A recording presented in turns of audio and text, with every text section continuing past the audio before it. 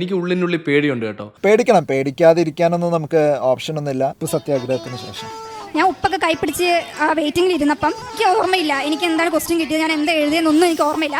എൻ്റെ കൺട്രോളിലേ അല്ലായിരുന്നു എൻ്റെ കൈ. നിങ്ങൾക്കിപ്പം കുറച്ച് വിടല് കൂടിയണല്ലേ?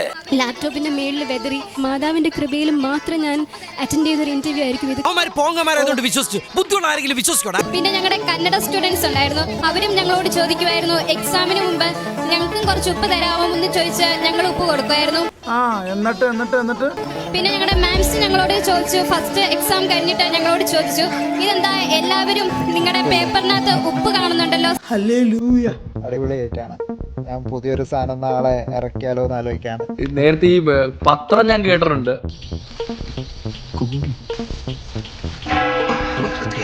കൃപാസനം പേര് പറയാതിരിക്കണ്ട. ഇത്രയും നേരം പൗലോസിനോട് ഇതിനെപ്പറ്റി എല്ലാം സംസാരിച്ചിട്ട് എനിക്ക് ഉള്ളിനുള്ളിൽ പേടിയുണ്ട് കേട്ടോ. പേടിക്കണം, പേടിക്കാതിരിക്കാനൊന്നും നമുക്ക് ഓപ്ഷൻ ഒന്നുമില്ല. ശക്തി വന്ന് നിങ്ങളെ ഉരുട്ടിക്കൊല്ലും എന്നൊന്നും നിങ്ങൾ പേടിക്കണ്ട. നമ്മൾ പേടിക്കേണ്ടത് മനുഷ്യരെ തന്നെ.